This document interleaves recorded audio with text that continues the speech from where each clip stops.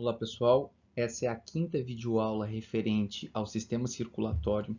Nela eu vou estar falando sobre os conceitos gerais, né, dos vasos sanguíneos, e ela é uma aula muito importante, é uma aula bem conceitual, mas muito antes de a gente estudar quais são as principais artérias e principais veias do corpo, a gente tem que ver qual é o conceito de artéria, o que é uma artéria, qual é a função dela, o conceito de veia, né, o que é um capilar, enfim. Então é uma aula fundamental. Eu vou pedir mais uma vez, venho pedindo em todos os vídeos que você pause nesse momento, que você deixe a curtidinha, não custa nada, é rapidinho. O conteúdo foi feito com carinho, está sendo disponibilizado de forma gratuita e eu fico muito feliz quando eu vejo as pessoas utilizando o, o canal, né, e os meus vídeos para aprender ou revisar anatomia humana. Eu só peço que curta, né? Pode me deixar um comentário também, eu fico muito feliz quando leio os comentários. E siga o canal se você não segue ainda, ok? Um grande abraço e boa aula! Pessoal, eu comentei com vocês na última gravação que eu iniciaria a próxima aula, né, retomando esse slide, embora eu já tenha falado no passado, mas só para a gente reforçar. Então, vocês viram que nós temos que a nossa circulação é fechada e que ela é constituída por dois componentes, né, ou por duas porções, a circulação pulmonar e a circulação sistêmica. Circulação pulmonar, o sangue sai aqui do ventrículo direito, né, através do tronco pulmonar, ele será direcionado lá para os pulmões, né, onde vai sofrer hematose por duas artérias pulmonares, e esse sangue retorna para o coração aqui no átrio esquerdo. Agora eu tenho um sangue, né, que sofreu hematose, ou seja, um sangue rico em oxigênio. E na circulação sistêmica, né, o sangue arterial sai do ventrículo esquerdo aqui através da aorta, segue e irriga o corpo todo, né, passa pelos capilares, então nutre os tecidos, né, deixa de ser um sangue arterial e volta a ser um sangue venoso, e esse sangue através das veias que vão se unir, né, vão se formar, vão fazer anastomoses, formam as veias cavas que retornam aqui para o coração. Então, o esquema que a gente verifica aqui, né? Veia cava superior e veia cava inferior, desembocando no átrio direito. Do átrio direito, o sangue passa para o ventrículo direito, tronco pulmonar, artéria pulmonar direita e artéria pulmonar esquerda, sofre hematose nos pulmões e retorna aqui no átrio esquerdo através de 4 veias pulmonares, né? Veia pulmonar superior esquerda, inferior esquerda, superior direita, inferior direita, né? Uma vez no átrio esquerdo, o sangue passa para o ventrículo esquerdo, nota que é um sangue vermelho, né? Um sangue rico em oxigênio, ele vai seguir, né? Através da aorta e das artérias, né? Em geral, irrigando o corpo todo. Enfim, um sistema que vocês já conhecem bem, né? Só estou reforçando. Revisando então esse esquema que vocês já conhecem, né? O sangue proveniente das vênulas, né? Pensando em circulação sistêmica, ou seja, nesse sangue venoso, ele vai ser direcionado aqui para as veias em geral, das veias em geral para as veias cavas, né? Desemboca ali no átrio direito, do átrio direito vai para o ventrículo direito. Esse sangue venoso, então, vai sair pelo tronco pulmonar, pelas artérias pulmonares, uma de cada lado, vai para as arteríolas lá dos pulmões, né? Desemboca nos capilares pulmonares e aí eu tenho, né, o processo que vocês já conhecem, né? Já falei algumas vezes para vocês, que é um processo chamado de hematose. Esse sangue agora rico em oxigênio chega nas vênulas que se unem, fazem anastomose e formam as veias, que essas veias pulmonares vão desembocar no átrio esquerdo, né? Agora esse sangue arterial do átrio esquerdo vai ser direcionado para o ventrículo esquerdo, do ventrículo esquerdo, né? É direcionado para a aorta, né? Da aorta para as artérias em geral, para as arteríolas que desembocam nos capilares, nutrindo os tecidos, né? Então, do corpo todo. E aí, quando os capilares nutrem os tecidos, a gente vai complementar a partir de agora, eles voltam, né? Esse sangue volta a ser, né, um sangue venoso que desemboca nas vênulas, que vai para as veias e por aí vai, né? Em um processo que enquanto o organismo estiver funcionando, né, não tem fim. Ele é cíclico, por isso que eu estou reforçando para vocês lembrarem que a gente está falando de ciclo aqui. Bem, estudando os vasos agora, né, tendo visto tudo que a gente já falou sobre o sistema circulatório, que já foi bastante coisa, o que nós vemos aqui? Ó? Nós vamos estudar 3 tipos de vasos. Existem mais, tá? Porque, por exemplo, os capilares são subdivididos em diferentes tipos de capilares. Mas generalizando, a gente vai ver 3 tipos de vasos. Artérias, seria as arteríolas. Não deixam de ser artérias, né? Artérias de diâmetro muito pequeno.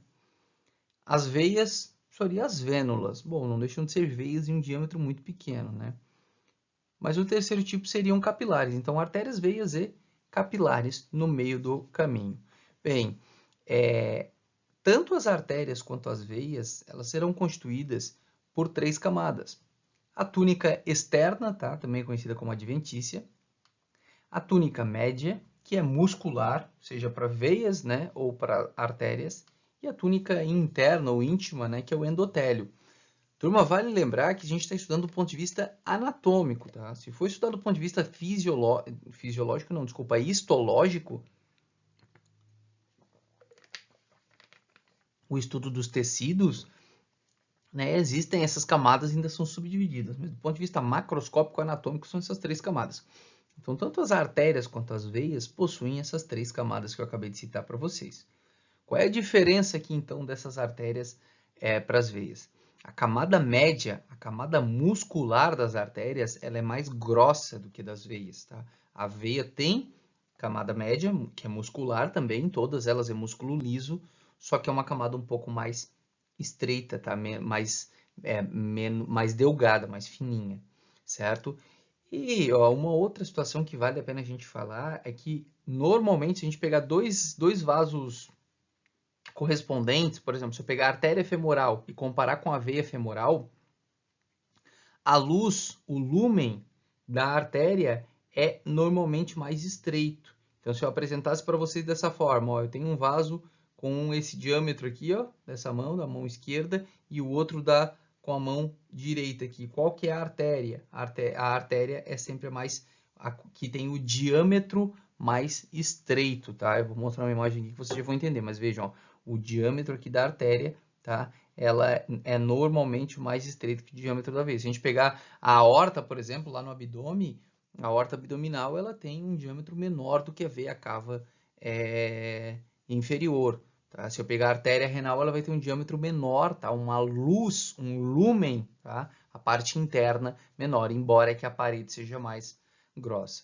Então, é importante a gente ter isso, tá? A capacidade, tá, de sangue, a capacitância das veias é maior do que das artérias, a gente tem mais sangue nas veias do que nas artérias, tá? Vale lembrar ainda, e depois eu vou explicar bem direitinho isso para vocês quando eu falar de retorno venoso, quando falar só de veias, que as veias possuem, não são todas as veias, tá? Mas as veias possuem o endotélio, se invagina lá no interior dos vasos, formando pequenas válvulas, tá? E essas válvulas, elas são importantes porque elas vão ajudar a dar formar um fluxo unidirecional do sangue. Ele segue sempre em uma direção, ele não retorna, tá? Não são todas as veias que possuem válvulas, mas muitas possuem, principalmente nos membros, tá? Essas válvulas estão presentes e depois a gente vai entender o porquê.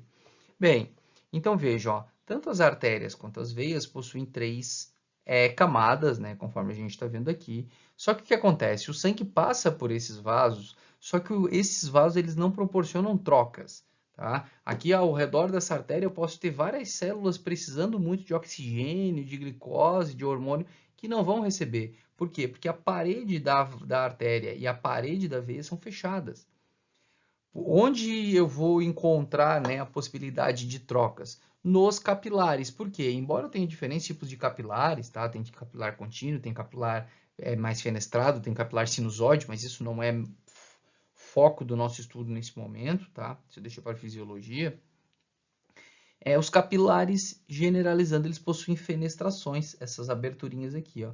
Porque o capilar ele vai ser constituído, ó, só por uma laminazinha basal, tá? Uma membrana basal que dá sustentação, e pelo endotélio. Não tem aquelas camadas que eu citei para vocês, né? Aqui nos outros vasos. E as arteríolas possuem essas camadas, as vênulas também, tá? Os capilares não. É só isso aqui que a gente verifica. Bom, tendo isso em mente, eu consigo entender que quando o sangue passa aqui pelos capilares, ele passa em filinha indiana, ele tem condição de trocar, tá?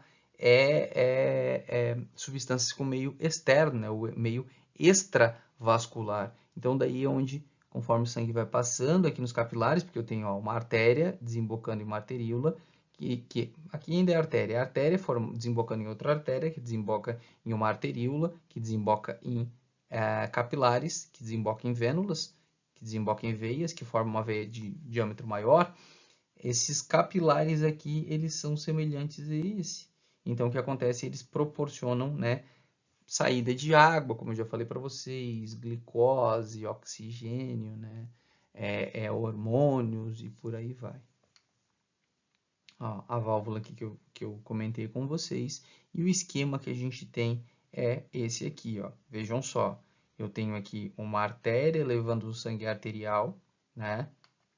Ó, uma artéria que está se subdividindo, né? Formando arteríolas. Então, aqui eu tenho uma arteríola. Essa arteríola desemboca em um capilar, tá? E pensa no capilar como um vaso todo fenestrado, todo cheio de aberturas. E eu tenho aqui uma vênula, e essa vênula que recebe o sangue do capilar desemboca em uma veia. E essa veia, né, vai desembocar em outras veias até voltar lá para o coração, até chegar na veia cava, nas veias cavas e no átrio direito. A gente vai entender isso mais para frente. Mas vejam só, eu tenho que entender que dentro do capilar eu tenho sangue passando, tá? E fora do capilar eu tenho as células, conforme a gente está vendo aqui, várias células banhadas em líquido. A célula tem líquido dentro dela, tá? E ela tem líquido fora dela. Esse líquido fora da célula, tá, a gente vai chamar de líquido intersticial, tá? Ou intercelular. Bem, ó, o que está dentro do vaso sanguíneo a gente vai chamar de intravascular, né? Que nesse caso é o sangue, né? O sangue está no espaço intravascular. Então vejam só, o sangue ele vai passando aqui, ó. Imagina que o meu laserzinho aqui é uma hemácia, ó. A hemácia vai passando enfileiradinha assim, ó, em filinha indiana, é uma hemácia por vez, aqui pelo capilar, tá? O que acontece? O sangue vai passando aqui com um grande volume, né, de água, né? E nessa água eu tenho diluído várias substâncias. E como a pressão, não se preocupem com esse tipo de pressão, isso vocês vão aprender na fisiologia, mas eu já vou dar uma introdução para que vocês compreendam do que a gente está falando. Como a pressão aqui, ó, no começo do capilar é muito grande, né? Porque o sangue está chegando na arteríola, no capilar com uma relativa pressão. Eu digo que a pressão hidrostática, a pressão do fluido, a pressão hídrica ali é maior dentro do vaso do que no espaço intersticial. E daí o que acontece, ó, grande parte, né, do volume, não do sangue, mas uma parte do plasma, tá, acaba extravasando. Tá? O que extravasa aí do plasma? Uma grande quantidade de água, com oxigênio, com glicose, com hormônios, com leucócitos, tá? Células de defesa, em alguns momentos mais leucócitos, em outros menos, depende muito da situação. Com aminoácidos, enfim, esse líquido ele extravasa aqui no começo do capilar porque a pressão hidrostática aqui dentro ela é grande. Quando chega aqui no finalzinho, ó, e o que não extravasou? As hemácias e grandes proteínas. Quando chega aqui no finalzinho do capilar, eu tenho um volume líquido dentro do capilar menor, né, do que tinha aqui no começo. Consequentemente, a pressão hidrostática aqui do capilar no final, né, finalzinho do capilar, ela é menor. Por que ela é menor? Sim, no começo a pressão hidrostática era grande e isso jogou líquido para fora. Agora, lá no final, como eu tenho menos líquido, a pressão hidrostática é menor. E o que acontece? Como extravasou mais líquido aqui para o meio intersticial, a pressão hidrostática no meio intersticial agora é maior. Então, vejam, a pressão hidrostática, como do meio intersticial é maior, ele empurra novamente um pouco de água, um pouco de líquido, vamos dizer assim, novamente para o interior do vaso. Além disso, vocês vão aprender na fisiologia que existe uma pressão, tá, que puxa o líquido novamente. Essa pressão a gente vai chamar de coloidosmótica ou pressão oncótica. Como as proteínas não saíram, grandes proteínas não saíram e as hemácias também não saíram, elas geram uma pressão negativa aqui que puxa a água novamente. A gente chama isso de pressão oncótica. tá? E daí, ó, se eu tenho agora uma diminuição da pressão hidrostática aqui dentro do vaso, um aumento da pressão hidrostática fora do vaso, ou seja, que joga líquido para dentro, e uma pressão coloidosmótica, ou seja, pressão oncótica maior dentro do vaso, que puxa a água de novo, grande parte do líquido que saiu acaba voltando para o interior do capilar. 99% do líquido que saiu acaba retornando para o capilar. E aí por isso que você não perde, né, o líquido. O sangue passa, que eu tenho... Vamos considerar, vamos transformar em ml, tá? Que é claro que é bem... não condiz com a realidade, tá? Só vamos transformar em números, tá? Para ficar mais fácil. Mas vamos considerar que fosse assim, ó, extravasasse aqui 100 ml aqui no final. Nunca é 100 ml, né? Num capilar desse tamanho, né? Extravasa quase nada. Mas vamos transformar em números, né? Só para ficar mais fácil da gente, vamos transformar isso em unidade. Vamos considerar que fosse 100 ml passando aqui, ó, e saindo. Então, 100 ml saiu, tá? E ocupou esse espaço. Agora eu tenho 100 ml fora, ó, e aqui dentro ficou uma quantidade de líquido pequena. Vamos considerar que ficou pouco líquido aqui dentro. Esse 100 ml aqui fora agora ocupa um espaço, né? E a pressão hidrostática aqui fora aumentou. A pressão hidrostática aqui dentro diminuiu. Só que aqui sobraram proteínas, né? Que puxam novamente parte desse líquido, né? Sem vai puxar grande parte desse líquido. Quanto desse líquido vai voltar? 99 ml. 99% volta. Então, 99% do líquido retornou e segue aqui, ó. Então, quase todo o líquido retornou e segue aqui, ó, para o intravascular, né? Ó, para a vênula, que desemboca numa veia e que vai seguindo em sentido ao coração. Bom, então grande parte do líquido que saiu retornou. Só que ele retorna com uma condição um pouco diferente, né? Por exemplo, ele saiu rico em glicose, ele saiu rico em hormônios, ele saiu rico em aminoácidos, ele saiu rico em oxigênio. Ele volta, né, mais pobre em glicose e mais rico em CO2, né? Ele volta com substâncias que as células jogaram para fora delas que elas não querem mais e o teu sistema circulatório vai ter que dar um jeito, né, de levar lá para o fígado, ou lá para o rim para a gente jogar fora. Certo? E aí, então, vamos considerar que o sangue ele seguiu o seu caminho através das vênulas que vão desembocar nas veias, como a gente vê aqui, e por aí vai. 1% desse líquido não retornou. Aí você pode pensar, mas 1% não vão nem contar, né? Não, mas olha só, esse processo está acontecendo a todo momento. E vejam, se eu tenho 99% saindo, ou seja, 99 ml saindo, 100 ml saindo e voltando 99, 100 ml saindo e voltando 99, se isso acontecer 100 vezes, eu tenho um acúmulo de líquido muito grande aqui. Eu tenho 100 ml de líquido que ficou aqui fora. 101 vezes, eu tenho 101 ml. 102, se eu fizer 500 vezes, vai sobrar 500 ml aqui fora. Lembrando que esse número não é real, né? Eu estou exemplificando. Em percentual, eu só transformei em número real para ficar mais fácil o entendimento de vocês, né? Nunca vai ser, então, nesse espacinho aqui, liberar 500 ml. Isso não existe. Mas, enfim, o líquido, se a gente fizer isso, eu dou o exemplo sempre do seguinte, imagine que eu pegue vocês e coloque em uma sala de aula, né? Coloque 100 alunos, tá? Tire 99, depois coloque mais 100 alunos, tire mais 99, coloque mais 100 alunos, tire mais 99. Se fizer 100 vezes, a sala vai estar entupida já de aluno, não vai caber mais ninguém, porque está cheio. Então, o que acontece com esse líquido aqui que vai estar acumulando, né? Porque sai 100 e volta 99, sai 100 e volta 99. Por que ele não acumula? Porque daí eu tenho um outro sistema que vai estar drenando o excesso de líquido.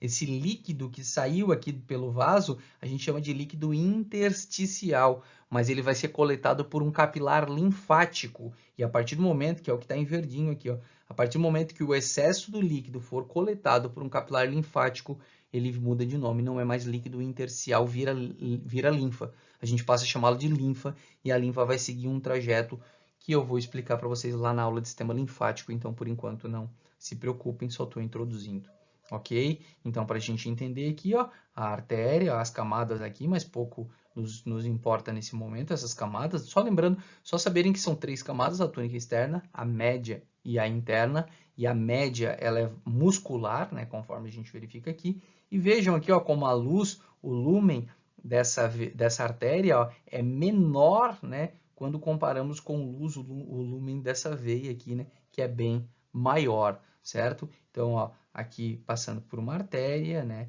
por arteríolas, por capilares, por vênulas, veia e uma veia de diâmetro maior. O sangue saiu do coração, a arterial, rica em oxigênio, voltou, a gente está falando de circulação sistêmica, né? Voltou para o coração pobre em oxigênio, certo? É importante que vocês entendam esse processo, porque se não entender o que está acontecendo aqui, o restante não vai fazer sentido nenhum.